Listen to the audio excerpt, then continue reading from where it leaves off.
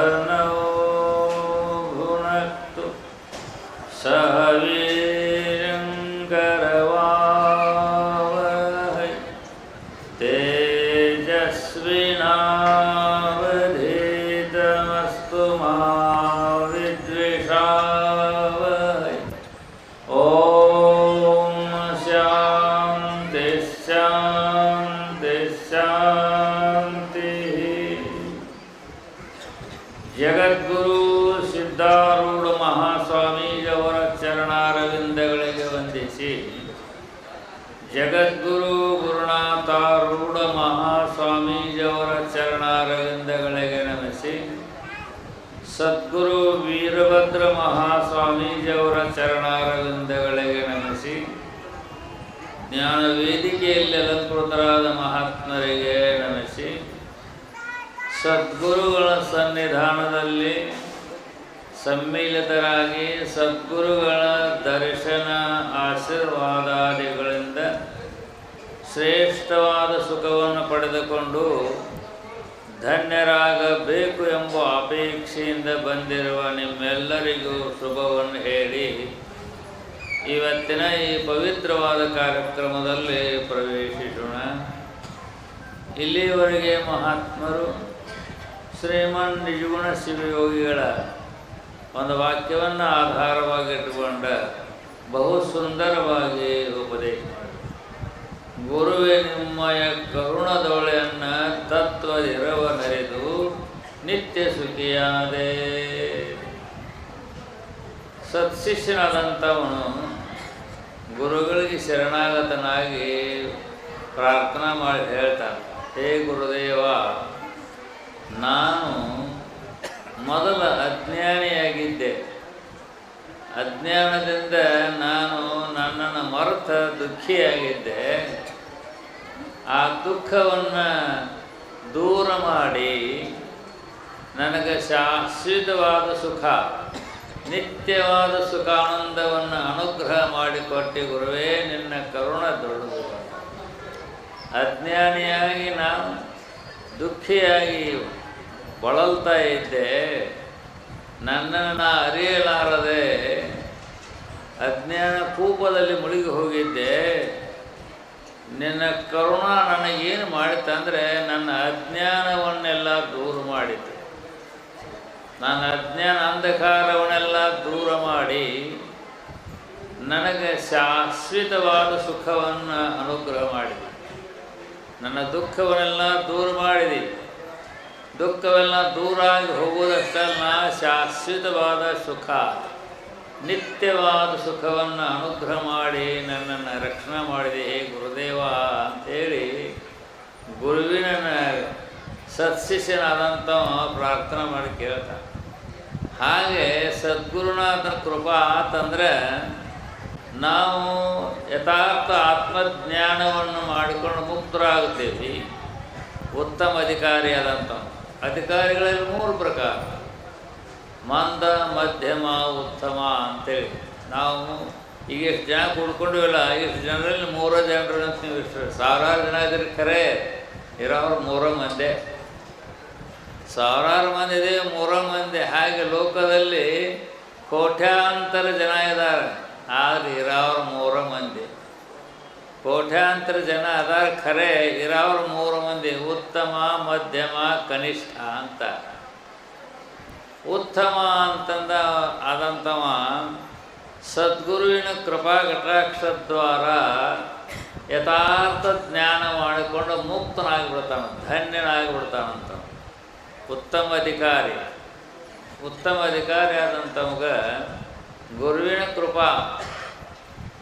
ಕೃಪಾ ಆಯ್ತಂದರೆ ತನ್ನ ಅಜ್ಞಾನವನ್ನೆಲ್ಲ ದೂರ ಮಾಡಿಕೊಂಡ ಕೇವಲ ಆನಂದ ಸ್ವರೂಪ, ಪರಿಪೂರ್ಣ ಪರಬ್ರಹ್ಮ ಸ್ವರೂಪನಾಗಿಬಿಡ್ತಾನೆ ಉತ್ತಮ ಅಧಿಕಾರಿ. ಮಧ್ಯಮ, ಅವನಿಗೆ ಕೆಲವೊಂದು ವರ್ಷ ಹೇಳಬೇಕಾಕೈತೆ. ಅವನು ಮಧ್ಯಮನಾಗಿರ್ತಕ್ಕಂಥ ಇರ್ತಾನ. ಅವಾಗ ಗುರುಗಳ ಉಪದೇಶ ಬಹಳ ಸರಿ ಹೇಳಬೇಕಾಕೈತೆ. ಭಾಳ ಸರಿ ಹೇಳಿದಾಗ ಅವನ ಅಜ್ಞಾನ ನಿವೃತ್ತಿ ಆಗ್ತದೆ, ಅವನ ದುಃಖ ಎಲ್ಲ ದೂರ ಆಗ್ತದೆ, ಅವನು ನಿತ್ಯ ಸುಖಿ ಆಗ್ತಾನೆ. ಇನ್ನು ಮಂದ ಇದಾನಲ್ಲ ಅವ ಅನೇಕ ಜನ್ಮಗಳನ್ನು ಎತ್ತಣ, ಒಂದ ಜನ್ಮ ಅಲ್ಲ, ಬಹೂನಾಂ ಜನ್ಮನಾಮಂತೆ ವಾಸುದೇವ ಸರ್ವಮಿತಿ ಸಹಮಾತ್ಮ ಸುದುರ್ಲಭ ಅಂತ ಭಗವದ್ಗೀತೆ ಹೇಳ. ಅಜ್ಞಾನಿ ಆದಂಥವ, ದೇಹಾದಿಗಳಲ್ಲಿ ಮಮಕಾರವುಳ್ಳಂಥವ, ಅವನು ಗುರುಗಳ ಹತ್ತಿರ ಇರ್ತಾನೆ, ಗುರುಗಳ ಸೇವಾ ಮಾಡ್ತಿರ್ತಾನೆ, ಅಜ್ಞಾನ ದೂರ ಆಗಿರೋಲ್ಲ. ಅನೇಕ ಜನ್ಮಗಳ ಸೇವಾದಿಗಳ ಮೂಲಕವಾಗಿ ಅವನು ತನ್ನ ಅಜ್ಞಾನವನ್ನು ಕಳ್ಕೊಂಡ ನಿತ್ಯ ಜ್ಞಾನವನ್ನು ಪಡ್ಕೊಂಡು ಮುಕ್ತನಾಗುತ್ತಾನೆ.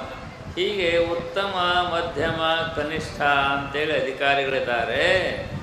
ಅವರು ಅವರವ್ರಿಗೆ ಅಧಿಕಾರಕ್ಕನುಸಾರವಾಗಿ ಗುರುವಿನ ಸೇವಾದಿಗಳನ್ನು ಮಾಡಿ ಗುರುವಿನ ಕೃಪಾ ಕಟಾಕ್ಷವನ್ನು ಪಡ್ಕೊಂಡ ಮುಕ್ತರಾಗುತ್ತಾರೆ, ಧನ್ಯರಾಗುತ್ತಾರೆ. ಮುಕ್ತರಾಗುತ್ತಾರೆ ಅಂದ್ರೇನು? ಆನಂದ ಸ್ವರೂಪರಾಗುತ್ತಾರೆ, ಸದಾನಂದ ಸ್ವರೂಪರ. ಆನಂದ ಸುಖ ಹೋಗಂಗಿಲ್ಲ, ನಿತ್ಯ ಸುಖ ಸ್ವರೂಪರಾಗುತ್ತಾರೆ. ಹಾಗೆ ಸತ್ಶಿಷ್ಯನಾದಂಥವ, ಉತ್ತಮ ಅಧಿಕಾರಿ ಆದಂಥವ ಗುರುಗಳಿಗೆ ಪ್ರಾರ್ಥನೆ ಮಾಡಿ ಕೇಳ್ಕೊಳ್ತಾನೆ, ಹೇ ಗುರುನಾಥ, ನಿನ್ನ ಕೃಪಾ ಎಂಥದ್ದಪ್ಪ, ನಿನ್ನ ಕೃಪಾ ಅಪಾರವಾದದ್ದು. ನನ್ನನ್ನು ಏನು ಮಾಡಿದೆ ಅಂದರೆ ದೇವರನ್ನಾಗಿ ಮಾಡಿದೆ. ನನಗೆ ನನ್ನ ಜ್ಞಾನ ಇಲ್ಲದೇ ಇರುವುದರಿಂದ ದುಃಖಿಯಾಗಿದ್ದೆ.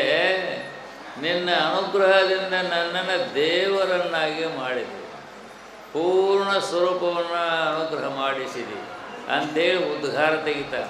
ಅದು ಉತ್ತಮ ಅಧಿಕಾರಿಗೆ. ಮಂದ ಮಧ್ಯಮರು ಜನ್ಮಾಂತರಗಳು ಕಳಿಬೇಕಾಗ್ತದೆ. ಯಾಕೆ? ಜನ್ಮಾಂತರದಲ್ಲಿ ಸೇವಾದಿಗಳನ್ನು ಮಾಡಿಕೊಂಡು ಅವರು ಗುರುವಿನ ಕೃಪಾ ಕಟಾಕ್ಷಕ್ಕೆ ಪಾತ್ರರಾಗಿ ಧನ್ಯರಾಗುತ್ತಾರೆ. ಆ ಧನ್ಯತ್ವ ಪಡ್ಕೊಳ್ಳೋದು ಮನುಷ್ಯರಿಗೆ ಮಾತ್ರ ಸಾಧ್ಯ, ಪಶುಪಕ್ಷಾದಿಗಳಿಗೆಲ್ಲ ಅದು. ಪಶುಪಕ್ಷಾದಿಗಳಿಗೆ ಆ ಜ್ಞಾನೋದಯವಾಗಂಗಿಲ್ಲ. ಯಥಾರ್ಥ ಜ್ಞಾನ, ಭಗವತ್ ಸಾಕ್ಷಾತ್ಕಾರ, ಪರಿಪೂರ್ಣ ಪರಮಾತ್ಮ ಯಥಾರ್ಥ ಸ್ವರೂಪದ ಸಾಕ್ಷಾತ್ಕಾರ ಮನುಷ್ಯರಿಗೆ ಮಾತ್ರ, ಮನುಷ್ಯರಿಗಾಗ್ತದೆ. ಪಶುಪಕ್ಷಾದಿಗಳಿಗೆ ಅವು ಅಜ್ಞಾನಿ ಜೀವಿಗಳವು, ತಮ್ಮ ಜ್ಞಾನ ಇಲ್ಲದೇ ಇರತಕ್ಕಂಥ ಜೀವಿಗಳವು. ಆದ್ದರಿಂದ ಮನುಷ್ಯ ಜನ್ಮ ಬಂದದಲ್ಲ, ಇದು ಬಹಳ ಶ್ರೇಷ್ಠವಾದ ಜನ್ಮ, ಬಹಳ ಶ್ರೇಷ್ಠವಾದ. ಅದಕ್ಕಾಗಿ ಆತ್ಮಜ್ಞಾನ ಮಾಡಿಕೊಳ್ಳೋದಕ್ಕೋಸ್ಕರವಾಗಿ, ಭಗವತ್ ಸಾಕ್ಷಾತ್ಕಾರ ಮಾಡಿಕೊಂಡು ಮುಕ್ತಿಯನ್ನು ಪಡ್ಕೊಳ್ಳೋದಕ್ಕೋಸ್ಕರವಾಗಿ ಅತ್ಯಂತ ಶ್ರೇಷ್ಠವಾದ ಮನುಷ್ಯ ಜನ್ಮ ಇದು. ಇದನ್ನು ವ್ಯರ್ಥ ಮಾಡಿಕೊಳ್ಳಬಾರ್ದು ಅಂತಾರೆ ಅವರು ಮಹಾತ್ಮರು. ವ್ಯರ್ಥ ಮಾಡಿಕೊಳ್ಳಬಾರ್ದು, ಇದನ್ನು ಸಾರ್ಥಕ ಮಾಡಿಕೊಳ್ಳೋಕೆ ಆಯುಷ್ಯ ಮೀಗುವುದರೊಳಗಾಗಿಯೇ, ದೇಹ ಇರುವುದರೊಳಗಾಗಿಯೇ ಇಂಥಪ್ಪ ಶ್ರೋತ್ರಿಯ ಬ್ರಹ್ಮನಿಷ್ಠ ಸದ್ಗುರುನಾಥನಿಗೆ ಶರಣಾಗತರಾಗಿ ಅವರ ಸೇವಾದಿಗಳನ್ನು ಮಾಡಿ ಅವರ ಕೃಪಾ ಕಟಾಕ್ಷಕ್ಕೆ ಪಾತ್ರರಾಗಿ ತನ್ನ ನಿಜ ಸ್ವರೂಪವನ್ನು ಹೊರತು ಮುಕ್ತ ಆಗಬೇಕು. ಅದನ್ನು ತಿಳ್ಕೊಂಡ್ಲೆ ಹೋದರೆ ಎಂಥ ಮಾನವ ಜನ್ಮ ಏನು ಕೆಡಿಸಿ ಬಿಟ್ಟಿರಪ್ಪ, ಇಂಥ ಮಾನವ ಜನ್ಮ ಸಿಕ್ಕೀತೇನ್ರಪ್ಪ ಅಂತ ಹಾಡಿಕೊಂಡಾರು. ಆ ಗುರುವಿನ ಶರಣಕ್ಕೆ ಶರಣಾಗತರಾಗಿ ಜ್ಞಾನವನ್ನು ಪಡ್ಕೊಳ್ಳಲಾರದನೇ ಹಾಗೆ ಹೋದದ್ದಾದರೆ ಮನುಷ್ಯ ಜನ್ಮ ವ್ಯರ್ಥ ಆಗ್ತದೆ. ಮನುಷ್ಯರಾಗಿ ಹುಟ್ಟಿದಕ್ಕೂ ವ್ಯರ್ಥ ಆಗ್ತದೆ. ಅದನ್ನು ಕಳ್ಕೊಳ್ಬೇಡ ಅಂತಾರೆ. ಅದನ್ನು ಕಳ್ಕೊಳ್ಬೇಡ. ಗುರುಗಳ ಹತ್ರ ಹೋಗ್ರಿ, ಸೇವಾ ಮಾಡಿರಿ, ಸದ್ಗುರುನಾಥನ ಸೇವಾ ಮಾಡಿರಿ. ಆಪ್ತ ಅಂಗ ಸ್ಥಾನ ಸದ್ಭಾವ ಅಂತ ಸೇವಾ ಅದಾವೆ. ಆ ಸೇವೆಯನ್ನು ಗುರುವಿನ ಚರಣಕ್ಕೆ ಶರಣಾಗತರಾಗಿ ಗುರುವಿನ ಕೃಪಾ ಕಟಾಕ್ಷಕ್ಕೆ ಪಾತ್ರರಾಗಿ ತನ್ನ ನಿಜ ಸ್ವರೂಪವನ್ನು ತಾನು ಅರ್ಥ ಜನನ ಮರಣ ಅನ್ನುವ ದುಃಖದಿಂದ ದೂರ ಆಗಬೇಕು, ಅಮರರಾಗಬೇಕು. ಯಥಾ ನದ್ಯ ಚಂದಮಾನ ಸಮುದ್ರೇ ಅಸ್ತಂ ಗಚ್ಚಂತಿ ನಾಮರೂಪೇ ವಿಹಾಯ ತಥಾ ವಿದ್ವಾನ್ ನಾಮರೂಪಾದಿಮುಕ್ತಃ ಪರಾತ್ಪರಂ ಪುರುಷಮುಪೈತಿ ದಿವ್ಯಂ ಶ್ರುತಿ ಹೇಳ್ತದೆ. ಹೇಗೆ ನದಿಗಳೆಲ್ಲೂ ಹರಿತಾ ಹೋಗಿ ಸಮುದ್ರ ಸೇರಿ ಸಮುದ್ರವೇ ಆಗಿಬಿಡ್ತಾವಲ್ಲ, ನದಿಗಳು ಹರಿತಾ ಹೋಗಿ ಸಮುದ್ರಕ್ಕೆ ಸೇರಿ ಸಮುದ್ರ ಆಗಿಬಿಟ್ಟು ಯಮುನಾ ನಗರ ಎಲ್ಲ ಹೋಗ್ಬಿಟ್ಟು, ಅದರಂತೆ ತಥಾ ವಿದ್ವಾನ್ ಮುಮುಕ್ಷು, ನದಿಗಳ ಸಮುದ್ರ ಸೇರಿದಂತೆ ಮುಮುಕ್ಷು ಆದಂಥ ಉತ್ತಮ ಅಧಿಕಾರಿಗಳು, ಮನುಷ್ಯರು ಉತ್ತಮ ಅಧಿಕಾರಿಗಳು ಅಂತವರು ಪುಣ್ಯಪುರುಷರು ಗುರುವಿಗೆ ಶರಣಾಗತರಾಗಿ ಗುರುವಿನ ಸೇವಾದಿಗಳನ್ನು ಮಾಡಿ ಗುರುವಿನ ಕೃಪಾ ಕಟಾಕ್ಷದ್ವಾರ ನಾನು ಯಾರು ಎಂಬುವ ಅರಿವನ್ನು ಪಡ್ಕೊಳ್ತಾರೆ. ದೇಹ ಇಂದ್ರಿಯ ಪಾನ ಮನ ಬುದ್ಧಿಯಾಗಳಲ್ಲಿ ಕುಂತ್ಕೊಂಡಿದ್ದೆ ನಾವು. ಶರೀರ ನಾನಂತೀವಿ, ಪ್ರಾಣ ನಾನಂತೀವಿ, ಮನಸ್ಸು ನಾನಂತೀವಿ, ಬುದ್ಧಿ ನಾನಂತೀವಿ. ಇವುಗಳಿಗೆ ನಾನು ಅಂತೇವೆ. ಆದರೆ ಗುರುವಿನ ಕೃಪೆ ಆಯ್ತಂದ್ರೆ ಈ ದೇಹಾದಿಗಳಿಗೆ ವಿಲಕ್ಷಣವಾದಂಥ ಸಚ್ಚಿದಾನಂದ ನಿತ್ಯ ಪರಿಪೂರ್ಣವಾದ ಪರಬ್ರಹ್ಮ ಸ್ವರೂಪರೇ ಅಂತ. ನಾವು ಸಚ್ಚಿದಾನಂದ ನಿತ್ಯ ಪರಿಪೂರ್ಣವಾದ ಪರಬ್ರಹ್ಮ ಸ್ವರೂಪರಿದ್ದೇವೆ. ಅದರ ಅರಿವಿಲ್ಲ. ಅರಿವಿಲ್ಲದೇ ನಾವು ಬದ್ಧರಾಗೇವೆ, ನಾವು ದುಃಖಿಗಳಾಗೇವೆ, ಜನನ ಮರಣಗಳಿಗೆ ಕಾರಣರಾಗೇವೆ. ಆ ಜನನ ಮರಣಗಳನ್ನು ಕರ್ಕೊಂಡು ಮುಕ್ತರಾಗಬೇಕಾದ್ರೆ ಗುರುಗಳ ಸನ್ನಿಧಾನಕ್ಕೆ ಹೋಗಬೇಕು. ಗುರುಗಳ ಸನ್ನಿಧಾನಕ್ಕೆ ಹೋದಾಗ ಗುರುಗಳು ತಮ್ಮ ಕೃಪಾದೃಷ್ಟಿಯಿಂದ ನಮಗೆ ಯಥಾರ್ಥ ಜ್ಞಾನವನ್ನು ಅನುಗ್ರಹ ಮಾಡ್ತಾರೆ. ನಮ್ಮ ಬಂಧನವನ್ನು ಬಿಡಿಸ್ತಾರೆ, ನಮ್ಮ ದುಃಖವನ್ನು ದೂರ ಮಾಡ್ತಾರೆ, ನಮಗೆ ಯಥಾರ್ಥ ಸ್ವರೂಪದ ಅನುಭವವನ್ನು ಅನುಗ್ರಹ ಮಾಡ್ತಾರೆ, ಮಾಡಿ ನಮ್ಮನ್ನು ಉದ್ಧಾರ ಮಾಡ್ತಾರೆ. ಪೂರ್ಣವಾದ ಪರಮಾತ್ಮ ಸ್ವರೂಪರನ್ನೇ ಮಾಡಿಬಿಡ್ತಾನೆ. ಗುರು ಏನು ಮಾಡ್ತಾನಂದರೆ ಪೂರ್ಣವಾದ ಪರಮಾತ್ಮ ಸ್ವರೂಪ ಆಗಿಬಿಡ್ತಾರೆ. ಗುರು ಮುಟ್ಟಿ ಗುರು ಆದ ಅಂತ. ಗುರುಗಳು ಏನು ಮಾಡ್ತಾರೆ ಅಂದರೆ ತನ್ನ ಸ್ವರೂಪವನ್ನು ಅವನಿಗೆ ಅನುಗ್ರಹ ಮಾಡಿ, ನಾನೇ ನೀನು, ನೀನೇ ನಾನಪ್ಪ, ನಿನಗೆ ಬೆನ್ನಿಲ್ಲ, ನೀನು ಸಚ್ಚಿದಾನಂದ ಪರಿಪೂರ್ಣ ರೂಪ, ನೀನು ನಾನು ಸಚ್ಚಿದಾನಂದ ಪರಿಪೂರ್ಣವಾದ ಪೂರ್ಣ ಪರಬ್ರಹ್ಮ ಅನ್ನುವ ನಿಶ್ಚಯ ಜ್ಞಾನವನ್ನು ಗುರು ನಮಗೆ ಅನುಗ್ರಹ ಮಾಡ್ತಾನೆ. ನಮ್ಮ ಸಕಲ ದುಃಖಗಳನ್ನೆಲ್ಲ ತೆಗಿತಾನೆ. ಜನ್ಮ ದುಃಖ, ಜರ ದುಃಖ, ಜಾಯ ದುಃಖ, ಸಂಸಾರ ಸಾಗರ ದುಃಖ, ಎಷ್ಟು ದುಃಖದವಲ್ಲ ಎಲ್ಲ ಹೋಗೇ ಬಿಡ್ತಾವೆ. ಜನ್ಮಾದಿ ದುಃಖಗಳೆಲ್ಲ ಹೋಗೇ ಬಿಡ್ತಾವೆ. ಹೋಗಿ ಏನು ಮಾಡ್ತಾವೆ? ನೀನು ಕೇವಲ ಪರಿಪೂರ್ಣ ಪರಬ್ರಹ್ಮ, ನೀನು ಕೇವಲ ಪರಿಪೂರ್ಣ ಪರಬ್ರಹ್ಮ ಸ್ವರೂಪನಿದ್ದಿ, ಆತ್ಮಸ್ವರೂಪನಿದ್ದೆ ಅಂತೇಳಿ ಗುರು ಅನುಗ್ರಹ ಮಾಡಿ ನಮ್ಮನ್ನು ಆನಂದದಲ್ಲಿ ನಿಲ್ಲಿಸ್ತಾನೆ. ಪೂರ್ಣವಾದ ಆನಂದ, ಪೂರ್ಣವಾದ ಸುಖ ಆ ಗುರುವಿನ ಕೃಪೆಯಿಂದ ಮುಡ್ತದೆ. ಸದ್ಗುರುವಿನಿಂದನೇ ಬರಬೇಕದು, ಇನ್ನು ಯಾವ ದೇವತೆಗಳಿಂದ ಬರೋದಲ್ಲ. ಇದು ದೇವತೆಗಳಿಂದ ಭೋಗ ಭಾಗ್ಯ ಸಂಪತ್ತು ಐಶ್ವರ್ಯ ಬರ್ತಾವೆ. ದೇವತೆಗಳನ್ನು ನಾವು ಆರಾಧನೆ ಮಾಡಿ ದೇವತೆಗಳ ಕೃಪೆಗೆ ನಾವು ಪಾತ್ರರಾದ್ರೆ ಸಕಲ ಭೋಗ ಭಾಗ್ಯ ಸಂಪತ್ತಾಗಲಿ, ಯಲೋಕದ ಭೋಗವಾಗಲಿ, ಸ್ವರ್ಗಲೋಕದ ಭೋಗವೇ ಆಗಲಿ ಎಲ್ಲವೂ ಬರ್ತಾವೆ. ಸ್ವರ್ಗಲೋಕದ ಯಾಕೆ ಗುರುವಿನ ಕೃಪೆಯಿದ್ದಂಗೆ ಜ್ಞಾನ, ದೇವತೆಗಳ ಕೃಪೆ, ದೇವತೆಗಳ ಆಶೀರ್ವಾದ ಆತಂದ್ರೆ ಈ ಲೋಕದಲ್ಲಿಯೂ ನಾವು ಸುಖವಾಗಿರ್ತೇವೆ ಮತ್ತು ದೇವಲೋಕದಲ್ಲಿಯೂ ಇರ್ತೇವೆ. ಆದರೆ ಆ ಜ್ಞಾನ ಶಾಶ್ವತವಲ್ಲ. ಯಾಕೆ? ಕ್ಷೀಣೆ ಪುಣ್ಯ ಭೃತ್ಯಲೋಕಂ ವಿಶಂತಿ ಅಂತ ಹೇಳ್ತದೆ ಗೀತೆ. ಈ ಲೋಕದಲ್ಲಿ ಯಜ್ಞಯಾಗ ಹೋಮ ಜಪ ತಪ ಮೊದಲಾದವುಗಳನ್ನು ಮಾಡಿ ಆ ಪುಣ್ಯವನ್ನು ತೆಗೆದುಕೊಂಡು ನಾವು ದೇವಲೋಕಕ್ಕೆ ಹೋಗಿರ್ತೇವೆ. ಇಲ್ಲಿ ಯಜ್ಞ ಮಾಡ್ತೇವೆ, ಯಾಗ ಮಾಡ್ತೇವೆ, ತಪಸ್ಸು ಮಾಡ್ತೇವೆ, ಏನೇನೋ ಮಾಡ್ತೇವಲ್ಲ ಉತ್ತಮ ಸತ್ಕಾರ್ಯಗಳನ್ನು. ಆ ಪುಣ್ಯದಿಂದ ನಾವು ಜೀವಾತ್ಮ ಸ್ವರ್ಗಲೋಕಕ್ಕೆ ಹೋಗ್ತಾನೆ. ಸ್ವರ್ಗಲೋಕ ಬ್ರಹ್ಮಲೋಕಾದಿಗಳು ಹೋಗ್ತಾನೆ. ಆದ್ರೆ ಆ ಸ್ವರ್ಗಲೋಕ ಬ್ರಹ್ಮಲೋಕದ ಭೋಗಗಳು ಎಲ್ಲಿ ತನಕ ಅಂದರೆ ಇಲ್ಲಿಂದ ಏನು ಪುಣ್ಯ ಮಾಡಿ ಹೋಗಿರ್ತೇವಲ್ಲ ಆ ಪುಣ್ಯ ಕ್ಷೀಣ ಆಗೋ ತನಕ ಇರ್ತೇವೆ. ಇಲ್ಲಿಂದ ಪುಣ್ಯ ಮಾಡಿಕೊಂಡು ಯಜ್ಞ ಯಾಗಾದಿಗಳ ಮೂಲಕವಾಗಿ ಪುಣ್ಯದ ಪ್ರಭಾವ ತಗೊಂಡ ಜೀವಾತ್ಮ ಬ್ರಹ್ಮಲೋಕಕ್ಕೆ ಹೋಗಿರ್ತಾನೆ. ಅಲ್ಲಿ ನಮ್ಮ ಪುಣ್ಯ ಮುಗಿಯೋ ತನಕ ಇರ್ತೇವೆ. ಪುಣ್ಯ ಮುಗಿತಂದ್ರೆ ಮತ್ತೆ ಕ್ಷೀಣೆ ಪುಣ್ಯ ಮರ್ತ್ಯಲೋಕಂ ವಿಶಂತಿ. ಪುಣ್ಯ ಕ್ಷೀಣ ಆಯ್ತಂದ್ರೆ ಮತ್ತೆ ಇಲ್ಲೇ ಬರ್ಬೇಕು. ನಾವು ಜೀವಾತ್ಮ ಇಲ್ಲೇ ಬರ್ಬೇಕವ. ಅವು ಪೂರ್ಣ ಶಾಂತಿ ಇಲ್ಲ, ಪೂರ್ಣ ಆನಂದ ಸಿಗೋಂಗಿಲ್ಲ. ಎಲ್ಲೇ ಯಜ್ಞ ಯಾಗಾದಿಗಳ ಮೂಲಕವಾಗಿ ಬಂದಂಥ ಪುಣ್ಯದಿಂದ ಹೋಗುವುದು ಬರುವುದಾಗ್ತದೆ. ಆದರೆ ಗುರುವಿನ ಚರಣಕ್ಕೆ ಶರಣಾಗತರಾದರೆ ಸದ್ಗುರು ಏನು ಮಾಡ್ತಾನೆ? ತನ್ನಂತೆ ಮಾಡಿಕೊಂಡು ಬಿಡ್ತಾನೆ. ಪೂರ್ಣ ಆನಂದ ಸ್ವರೂಪನಾಗಿ ಮಾಡ್ತಾನೆ, ಪೂರ್ಣ ಪರಬ್ರಹ್ಮ ಸ್ವರೂಪನಾಗಿ ಮಾಡ್ತಾನೆ ಗುರು. ಅವನಿಗೆ ಒಬ್ಬಗ ಅಧಿಕಾರ ಇದೆ ಅದನ್ನು ಮಾಡೋದು. ಇನ್ನು ಯಾವ ದೇವತೆಗಳಿಲ್ಲ. ದೇವತೆಗಳಿಗೆ ಭೋಗ ಕೊಡ್ತಾರೆ, ಸಂಪತ್ತು ಕೊಡ್ತಾರೆ, ದೇವತ್ವವನ್ನು ಕೊಡ್ತಾರೆ. ಆದರೆ ನೀನು ಪರಿಪೂರ್ಣ ಪರಬ್ರಹ್ಮ ಇದೀ, ನಿನಗೆ ಜನನ ಮರಣಗಳೆಲ್ಲ ಶಾಶ್ವತ ಸುಖ ಸ್ವರೂಪ ಅನ್ನುವುದನ್ನು ಅನುಭವಕ್ಕೆ ತಂದು ಕೊಡುವ ಸದ್ಗುರು ದೇವನೇ. ಅವನ ಕೃಪೆಯಿಂದ ನಾವು ಪಡ್ಕೊಳ್ಬೇಕಾಗಿದ್ದು ಮೋಕ್ಷ, ಯಥಾರ್ಥ ಜ್ಞಾನ. ಆದ್ದರಿಂದ ಇಂಥ ಮಾನವ ಜನ್ಮ ನಾವು ತೊಟ್ಟು ಬಂದ ಮೇಲೆ ಅಂತಪ್ಪ ಶ್ರೋತ್ರಿಯ ಬ್ರಹ್ಮನಿಷ್ಠ ಸದ್ಗುರುವಿಗೆ ಶರಣಾಗತರಾಗಬೇಕು. ಆ ಜ್ಞಾನವನ್ನು ಅನುಗ್ರಹ ಮಾಡಿ ನಮ್ಮ ಬಂಧನವನ್ನು ಬಿಡಿಸಬೇಕಾದರೆ ಶ್ರೋತ್ರಿಯ ಬ್ರಹ್ಮನಿಷ್ಠ. ಶ್ರೋತ್ರಿಯ ಅಂದರೆ ಸಕಲ ವೇದಾಂಗಗಳ ಬಲ್ಲವನಾಗಿರಬೇಕು, ನಮಗೆ ಯಥಾರ್ಥವಾಗಿ ತಿಳಿಸುವಂಥವನಾಗಿರಬೇಕು, ಬಲ್ಲವನಾಗಿರಬೇಕು, ವೇದಾಂಗಗಳ ಅರ್ಥ ಇರಬೇಕು, ಅದನ್ನು ಯಥಾರ್ಥವಾಗಿ ತಿಳಿಸುವಂಥ ಕಲನ ಬೇಕು. ಹೀಗೆ ಶ್ರೋತ್ರಿಯ ಬ್ರಹ್ಮನಿಷ್ಠನಾದಂಥ ಸದ್ಗುರುವಿನ ಹತ್ತಿರ ಹೋಗಿ ಅವನಿಗೆ ಸೇವಾದಿಗಳನ್ನು ಮಾಡಿ ಅವನ ಕೃಪೆಯಿಂದ ನಾವು ನಿತ್ಯ ಸುಖವನ್ನು ಪಡ್ಕೊಳ್ಬೇಕು. ಶಾಶ್ವತವಾದ ಸುಖ ಗುರುವಿನಿಂದ ಬರ್ತದೆ, ನಿತ್ಯವಾದ ಸುಖ ಗುರುವಿನಿಂದನೇ ಪ್ರಾಪ್ತಿಯಾಗ್ತದೆ. ಅಂತಪ್ಪ ಶ್ರೋತ್ರಿಯ ಬ್ರಹ್ಮನಿಷ್ಠ ಸದ್ಗುರುನಾಥನಿಗೆ ನಾವು ಶರಣಾಗತರಾಗಬೇಕು.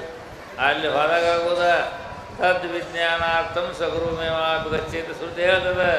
ಅದನ್ನು ತಿಳ್ಕೊಳ್ಳೋದಕ್ಕೋಸ್ಕರವಾಗಿ ಗುರುವಿನ ಹತ್ತಿರ ಹೋಗ್ಬೇಕಂತ ಹೇಳ್ತದೆ. ಹಾಗೆ ಈ ಮನುಷ್ಯ ಜನ್ಮ ವ್ಯರ್ಥ ಮಾಡಿಕೊಳ್ಳಬಾರ್ದು.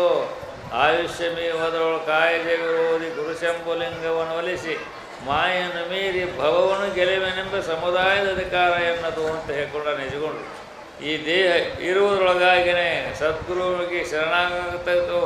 ಶ್ರೋತ್ರಿಯ ಬ್ರಹ್ಮನಿಷ್ಠನಾದ ಸದ್ಗುರು ಶರಣಾಗತರಾಗಿ ಯಥಾರ್ಥ ಜ್ಞಾನವನ್ನು ಪಡ್ಕೊಂಡು ಮುಕ್ತನಾಗ್ತೀನಿ ಅಂತೇಳಿ ನಾವು ಮಾತು ಕೊಟ್ಟು ಬಂದೇವಿ. ಅದನ್ನು ಉಳಿಸ್ಕೋಬೇಕು. ಮನುಷ್ಯನಾಗಿ ಹುಟ್ಟಿ ಬಂದ ಮೇಲೆ ತನ್ನ ಯಾವ ಮಾತನ್ನು ಉಳಿಸಿಕೊಂಡು ಆ ಪೂರ್ಣವಾದ ಪರಮಾತ್ಮನ ಯಥಾರ್ಥ ಜ್ಞಾನ ಮಾಡಿಕೊಂಡು ನಾವು ಜನನ ಮರಣ ಅನ್ನುವ ದುಃಖದಿಂದ ದೂರಾಗಿ ಅಮರರಾಗಬೇಕು, ನಿತ್ಯ ಸುಖಿಗಳಾಗಬೇಕು ಅಂಥೇಳಿ ಶ್ರುತಿ ಹೇಳ್ತದೆ, ಮಹಾತ್ಮರು ಹೇಳ್ತಾರೆ. ಅಂಥ ಪೂರ್ಣ ಜ್ಞಾನವನ್ನು ಮಾಡಿಕೊಳ್ಳುವುದಕ್ಕೋಸ್ಕರವಾಗಿ ಮೀಸಲವಾದದ್ದು ಮನುಷ್ಯ ಜನ್ಮ. ಪೂರ್ಣ ಜ್ಞಾನ, ಪೂರ್ಣ ಸುಖವನ್ನು ಪಡ್ಕೊಂಡ ಮುಕ್ತರಾಗಲಿಕ್ಕೆ ಮೀಸಲಾದಂಥ ಈ ಮನುಷ್ಯ ಜನ್ಮ. ಇದನ್ನು ಎಂತಪ್ಪ ಶ್ರೋತ್ರಿ ಗುರುಗಳಿಗೆ ಶರಣಾಗತರಾಗಿ ನಾವು ನಮ್ಮನ್ನು ಅರತ ಮುಕ್ತರಾಗೋಣ, ಧನ್ಯರಾಗೋಣ. ಅಂಥ ಸದ್ಬುದ್ಧಿಯನ್ನು ಗುರುದೇವ ಸಿದ್ಧಾರರು ಸರ್ವರಿಗೂ ಅನುಗ್ರಹಿಸಿ ರಕ್ಷಿಸಲೆಂಬುದಾಗಿ ಹೇಳಿ ಇವತ್ತಿನ ಪ್ರವಚನದಲ್ಲಿ ಓಂ ತತ್ಸತ್. ಓಂ ಸಹನಾವವತು ಸಹನೌ ಭುನಕ್ತು ಸಹ ವೀರ್ಯಂಕರವಾವಹೈ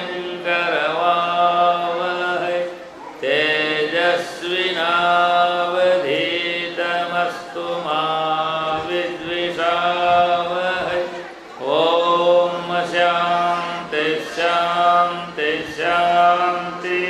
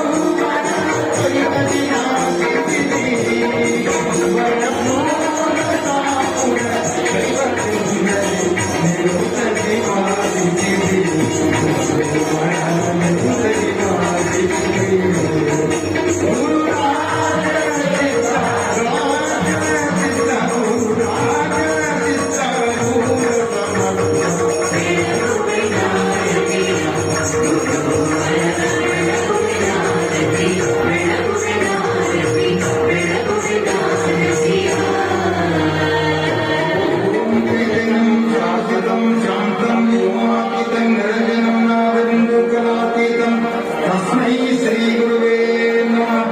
जय मंगलम जय नमः पार्वती पते शिव हर हर।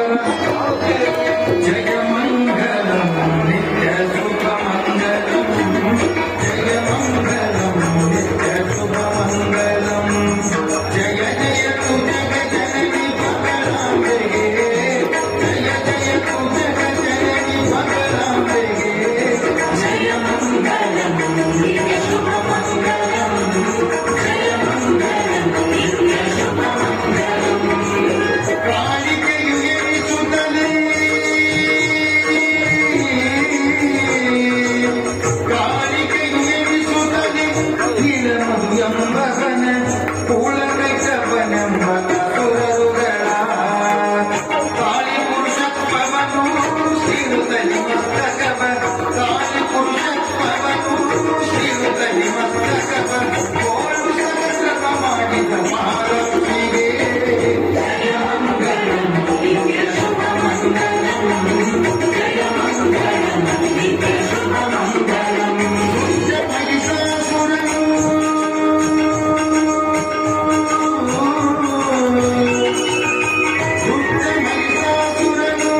ಅಷ್ಟದಿಕ್ಪಾದಕರ ಪತ್ತನಕ್ಕೆ ತೊರೆಗಾದ ದೇವರುಗಳು ಕಷ್ಟ ಪರಿಹರಿಸುತ್ತ ನಿತ್ಯ ಮೊರೆಯಿಡಲು ಕಷ್ಟ ಪರಿಹರಿಸುತ್ತ ನಿತ್ಯ ಮೊರೆಯಿಡಲು ಹುಟ್ಟಿ ಪರಿಶನ ಬಂದ ಮಹಾಲಕ್ಷ್ಮಿಗೆ ಜಯ ಮಂಗಲಂ ನಿತ್ಯ ಶುಭ ಮಂಗಲಂ. ಜಯ ಮಂಗಲಂ ನಿತ್ಯ ಶುಭ ಮಂಗಲಂ. ಹಿರಿಯ ಸುಂಬನು ತಾನು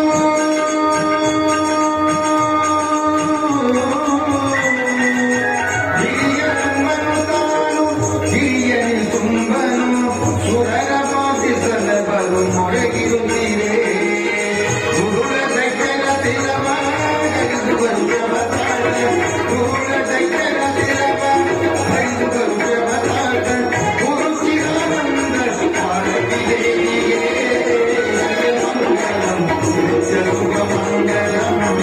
ಜಯ ಮಂಗಲಂ ನಿತ್ಯ ಶುಭ ಮಂಗಲಂ. ಜಯ ಜಯ ತು ಜಗ ಜನನಿ ಭಗವಾಂಬೆಗೆ. ಜಯ ಜಯ ತು ಜಗ ಜನನಿ ಭಗವಾಂಬೆಗೆ. ಜಯ ಜಯ ತು ಜಗ ಜನನಿ ಭಗವಾಂಬೆಗೆ. ಜಯ ಮಂಗಲಂ ನಿತ್ಯ ಶುಭ ಮಂಗಲಂ. ಜಯ ಮಂಗಲಂ ನಿತ್ಯ ಜಯ ಮಂಗಲಂ ನಿತ್ಯ ಜಯ ಮಂಗಲಂ ನಿತ್ಯ ಶುಭ ಮಂಗಲಂ. ಓಂ ಚೈತನ್ಯಂ ಶಾಶ್ವತಂ ಶಾಂತಂ ವ್ಯೋಮಾತೀತಂ ನಿರಂಜನಂ ನಾದಬಿಂದುಕಲಾತೀತಂ ತಸ್ಮೈ ಶ್ರೀ ಗುರುವೇ ನಮಃ. ಜೈ ಮಂಗಲಂ ಜೈ ನಮಃ ಪಾರ್ವತಿ ಪದೇ ಹರ ಹರ ಮಹಾದೇವ್. ಜಗದ್ಗುರು ಸಿದ್ಧಾರೂಢ ಸ್ವಾಮಿ ಮಹಾರಾಜ್ ಕಿ ಜೈ. ಜಗದ್ಗುರು ಗುರುನಾಥ ಸ್ವಾಮಿ ಮಹಾರಾಜ್ ಕಿ ಜೈ. ಸದ್ಗುರು ವೀರಭದ್ರ ಸ್ವಾಮಿ ಮಹಾರಾಜ್ ಕಿ ಜೈ. ಜಗದ್ಗುರು ಶಿವಾನಂದ ಭಾರತಿ ಸ್ವಾಮಿ ಮಹಾರಾಜ್ ಕಿ ಜೈ.